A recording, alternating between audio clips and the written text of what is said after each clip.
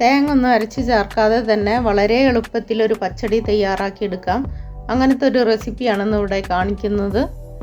അതിനായിട്ട് പഴുത്ത മാങ്ങയാണ് ഞാനിവിടെ എടുത്തിട്ടുള്ളത്. ഒത്തിരി അങ്ങ് പഴുത്തതുമല്ല, എന്നാൽ പച്ചയ്ക്കും അല്ലാത്തൊരു പരുവത്തിലുള്ള മാങ്ങയാണ് എടുത്തിട്ടുള്ളത്. ഈ മാങ്ങ എന്ന് പറഞ്ഞാൽ ഒരു കട്ടിയുള്ള മാങ്ങയാണ്. നമ്മൾ കറിയിലെല്ലാം ഇട്ട് കഴിഞ്ഞാൽ ഇങ്ങനെ കട്ടിക്ക് കിടക്കും, അലിഞ്ഞു പോകത്തില്ല. അങ്ങനത്തെ ഒരു മാങ്ങയാണിത്. ഇതിനെ വെള്ളരിക്ക പരുവത്തിൽ നമുക്ക് ചെറുതാക്കി അരിഞ്ഞ് എടുത്തിട്ടാണ് വേവിക്കുന്നത്. ഒത്തിരി അങ്ങോട്ട് വെന്തുടഞ്ഞു പോവാത്ത ടൈപ്പ് മാങ്ങ തന്നെ എടുക്കുകയാണെങ്കിൽ വളരെ നന്നായിരിക്കും. അങ്ങനത്തെ ഒരു മാങ്ങയാണിത്. ഇതിനെല്ലാം ഇങ്ങനെ വെള്ളരിക്ക പരുവത്തിൽ ഞാൻ മുറിച്ചെടുത്തിട്ടുണ്ട് ചെറുതാക്കിയിട്ട്.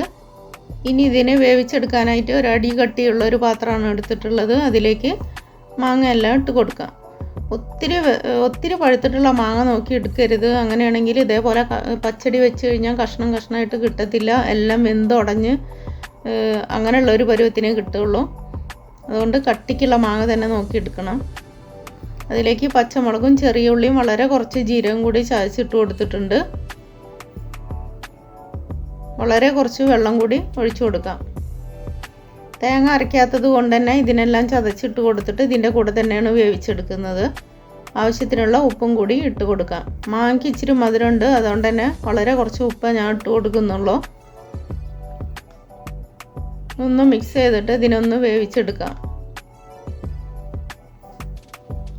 ഒന്ന് അടച്ച് വെച്ച് 2 മിനിറ്റ് ഒന്ന് തിളച്ചതിന് ശേഷം അടച്ച് വെച്ച് 2 മിനിറ്റ് തന്നെ വെക്കുമ്പോഴത്തേനെല്ലാം റെഡിയായി കിട്ടും.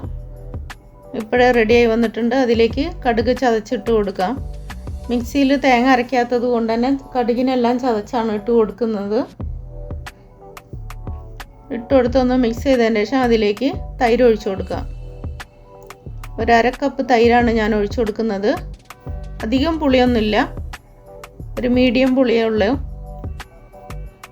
അതിലേക്ക് 1/2 കപ്പ് തേങ്ങാപ്പാൽ കൂടി ഒഴിച്ചു കൊടുക്കുന്നുണ്ട്. കട്ടിക്കുള്ള തേങ്ങാപ്പാലാണ് ഞാൻ എടുത്തിട്ടുള്ളത്. നിങ്ങൾക്ക് കട്ടിക്കുള്ള തേങ്ങാപ്പാൽ ഇല്ലെങ്കിൽ തേങ്ങാപ്പാൽ മേടിച്ചിട്ട് തേങ്ങാ പൗഡർ അതിൽ കുറച്ച് മിക്സ് ചെയ്തിട്ട് നല്ല കട്ടിയാക്കി എടുത്താലും മതിയാകും.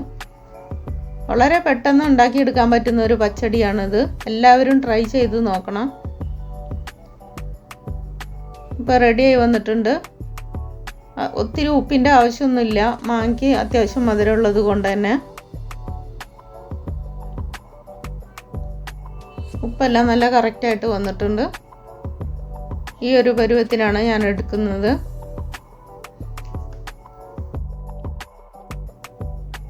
ഇനി ഇതിനെ വറവിട്ട് കൊടുക്കാനായിട്ട് ഒരു ചീനച്ചട്ടിയാണ് എടുത്തിട്ടുള്ളത്. അതിലേക്ക് വെളിച്ചെണ്ണ ഒഴിച്ചു കൊടുക്കാം. ഞാനിവിടെ കടുക് ഇട്ട് പൊട്ടിക്കുന്നില്ല. നിങ്ങൾക്ക് കടുക് വേണമെങ്കിൽ കടുക് ഇട്ട് കൊടുക്കാവുന്നതാണ്. ഉണക്കമുളകാണ് ഞാൻ ഇട്ട് കൊടുക്കുന്നത്. ഉണക്കമുളകും കറിവേപ്പിലയാണ് ഇട്ട് കൊടുക്കുന്നത്.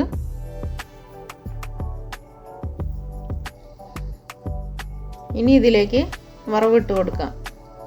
നല്ല പോലെ ഒന്ന് മിക്സ് ചെയ്തെടുക്കാം. നല്ല ടേസ്റ്റുള്ളൊരു പച്ചടിയാണിത്. തേങ്ങ അരച്ച് ചേർത്തില്ലെങ്കിലും തേങ്ങാപ്പാലിൽ ഉണ്ടാക്കിയാലും നല്ല ടേസ്റ്റ് തന്നെയാണ്. ടേസ്റ്റിനൊരു കുറവുമില്ല. നിങ്ങൾക്ക് മാങ്ങ അല്ലെങ്കിൽ വെള്ളരിക്ക ഏതും ഈ പരുവത്തിൽ ചെയ്യാവുന്നതാണ്. എല്ലാവരും ട്രൈ ചെയ്ത് നോക്കണം. വീഡിയോ ഇഷ്ടപ്പെട്ടാൽ സബ്സ്ക്രൈബ് ചെയ്യാത്തവരുണ്ടെങ്കിൽ ഒന്ന് സബ്സ്ക്രൈബ് ചെയ്തേക്കണേ.